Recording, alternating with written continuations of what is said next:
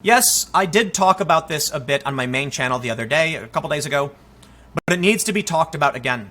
Facebook's answer to Bitcoin poses a double threat. Bloomberg opinion analysis on the Washington Post. Facebook is launching something called Libra. They talk about how they're going to bring in a bunch of underserved people who can't get banking, into the banking world. And this is possibly the scariest thing I have ever seen. Facebook's arbitrary rule enforcement should give anyone pause. We should not allow a small group of massive mega monopolies take over the public space. Where's the left on this one? Nowhere to be seen. They like to rail about the loss of the commons. Where are they now? Private business, that's where they are. It's a terrifying prospect, I gotta say. And I hope you understand just how serious it is. Take a look at the removal of, Paul Joseph Watson, Laura Loomer, Milo Yiannopoulos from Facebook because of press outrage. Facebook controls a decent amount of public discourse. Not all of it, but it is being monopolized. What happens when they get a foothold in the economy? And you listen, think about how many websites have you log in with Facebook. This cannot be stressed enough. I kid you not, every website basically has an option, log in with Facebook. Right? What happens when that same thing happens what happens then when we have pay with Facebook? And Facebook says, you're a wrong thinker. You're not allowed to pay with Facebook. But the websites don't really accept anything else. Why? MasterCard, PayPal, and Visa are backing Facebook on this. So yeah, if Facebook says no to you, why wouldn't MasterCard? MasterCard's already banned people. PayPal bans people. We're falling head first straight into the nightmare dystopia. Nothing's going to be done to stop it. I really don't see it happening. I think it's going to get really, really bad. Already, I am constrained by YouTube. There are certain stories I can't talk about. I've ranted about it over and over again. Certain words I can't say. What are my options? Talk about the issues and then get wiped out overnight and then never speak again? Or compromise? That is the dangerous point. But I assure you, there is some things I can compromise on. I won't swear. Fine. I can use innuendo or I can describe words in more academic terms. But at a certain point, there will come a time where I refuse to back down. And that's, to be honest, if I can tell you a story about Facebook and big tech, I will. Nothing will stop me from doing it. The point I'm trying to make is these constraints will result in the total banning of my channel, as it has for other people. What do you think will happen when they have a foothold on the economy? That will be the nightmare. There will be slums of people banned from Facebook. There will be the ghettos where people live who try to trade with archaic currencies. Let's read what the Washington Post has to say so I don't have to rant nonstop about why I think this is a nightmare. Before we do, timcast.com/donate if you'd like to support my work while you still can. Because I repeatedly make videos criticizing Google, and then Google reviews them and decides to put ads or not on them. And I think it's kind of hilarious this happens. Anyway, let's read. I guess it's written for Bloomberg. It's on the Washington Post. Lionel Laurent writes, regulators will be watching closely when Facebook Inc. unveils its cryptocurrency project this week. Their vigilance is warranted. Zuckerberg, the social network's founder, isn't going to gamble with what remains of his public image by replicating the worst excesses of the Bitcoin craze. He's not trying to create a speculative currency. A potential wave of mom-and-pop investment losses is the last thing he needs. He just wants a digital medium of exchange for use on his apps. Nevertheless, his bid to launch an online payments revolution carries plenty of risks, from antitrust concerns to the threat that it might pose to financial stability. Weekend media leaks suggest that Facebook's Libra project will be a continuation of its past efforts to expand its payments business and keep customers within the walled garden of its social media apps by creating their very own money. Oh, good God, help us know. Well, I'll tell you this. Milo, Laura, and Paul have already been removed from that marketplace. They will not have access to this currency. And they will not be the only ones removed. They will come for you as much as anybody else. I gotta admit, I think I'll get hit before most of you because I'm the one speaking out against them. But Facebook is a private company, so they can just remove me for criticizing them. Isn't that a nightmare? Any politician who dares speaks up, they can remove him too and say it's a private business. You have no right to advertise your policy positions to the world. You have no right to spend that money on ice cream. Sorry, no ice cream for you.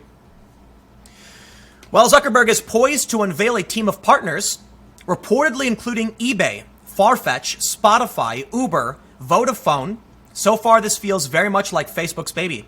Tellingly, it's not one that big banks or other Silicon Valley and Seattle giants seem ready to adopt quite yet, unless Zuckerberg surprises us with some bigger names at the launch. The target customer base for the new digital tokens looks certain to be the 2.6 billion strong users of Facebook, WhatsApp, and Instagram. While Facebook will no doubt assure us that this project is all about making the lives of its customers even easier, giving them the ability to actually buy stuff in a way that Bitcoin has rarely offered, it's hard to square it away with the political effort to curb big tech's monopolistic tendencies. It's crucial that Libra doesn't become a protective glue that binds Zuckerberg's social networks even more closely together at a time when many regulators want to break them up.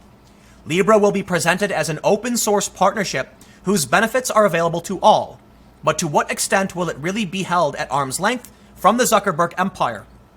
Indeed, if the financial and business benefits of using Libra accrue mainly to Facebook, it will merely enshrine its market dominance. It goes beyond that, Washington Post and Bloomberg. It goes into the complete control of the public sector if we don't stop it. We're already losing our ability to speak. Facebook is enacting rules that have no bearing in U.S. law, and they're international agreements that supersede our law, and because they're dominating the ad market, it has real power. This will be 10 times worse. Maybe it'll fail. It could fail.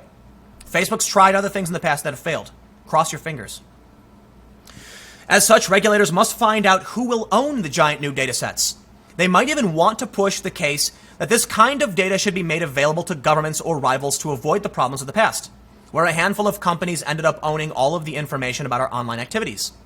While Facebook barely makes any money from its payment business today, with payments and other fees accounting for less than 2% of last year's $55.8 billion of revenue, some analysts reckon Libra could change things. Barclays is reportedly predicting $19 billion in additional revenue by 2021 if the tokens gain traction. Libra is scheduled to launch across a dozen countries in 2020. That's a lot of potential data and new sources of revenue. I was always really impressed by the libertarians who love Bitcoin, because Bitcoin can be tracked. It's all publicly available on the blockchain. So if you buy something, I can track metadata and eventually find out who you are and what you're buying. And activists are doing this to track down the far right. And they've actually done it. They've doxed people by tracking addresses and then eventually finding that hole and correlating data, and then they figure it out. So Monero comes into existence. Monero is much more private and secure. But I'll tell you what, how much do you want to bet? When this Libra launches, Facebook will know everything you buy, everything everything you're spending money on, where your money's being sent and why it's being sent. Facebook will know this. It's bad enough that they can track all the other data that you're doing. It's bad enough that Facebook has shadow profiles on you. Yes, even if you've never signed up for Facebook, they have a profile on you. They do. It's called a shadow profile. Now they're going to know where your money's going. Forget a world of privacy. You know, it's funny because when phone and radio came out, people were concerned about privacy as well. But this really will be the continued erosion of private life. Everything will be public. For what it's worth, good or bad, I don't know. Financial stability is a worry too, and regulators should ask for transparency on how Libra is structured. The token is expected to be a stable coin, which is pegged to existing fiat currencies such as the US dollar or the euro. That will damp price volatility, unlike the freewheeling Bitcoin, whose price in the past 5 years has gone from 600 to 19,000 and now 9,000. Regulatory oversight of which currencies are held in reserve to back the Libra coin would go some way to building faith in Facebook's capacity to redeem tokens when customers ask for it. I'll tell you what else I think is a problem. If they're backing it with the US dollar, then they can essentially act as a fractional reserve bank, meaning they can say, we're backed by the dollar, and then just manufacture coins to trade and then never fail. Never. Because they can just print their own money, and as long as people assume it's valuable, Facebook will become the... Oh my God. I'm like, could you imagine a world where Facebook controls speech and the economy? Government will be Facebook? I hope not. But yeah, technocratic fascism is already upon us. While no one wants to choke innovation unnecessarily, Facebook hasn't exactly done much to earn everybody's trust in recent years. Any chance to put the necessary controls in at the beginning, rather than firefighting down the road, should be grabbed by the regulators. Yes. Well, that's the end of the story. So, look, I don't think anything will be done about this. I think it'll just, get really bad. It is what it is. The politicians aren't fighting back. I mean, okay, Elizabeth Warren has come out, so much respect there when she said we got to break them up. There are regulators who are, putting their eyes on Facebook and Google. They need to be restricted and regulated now before it gets worse. There's a lot more I could talk about, but I'll leave it there. Algorithms, etc. Thanks for hanging out. I've got a lot of stuff going on today, so it is what it is. I will see you all tomorrow on this channel at 10 a.m. and for those on the podcast, around 6:30 p.m.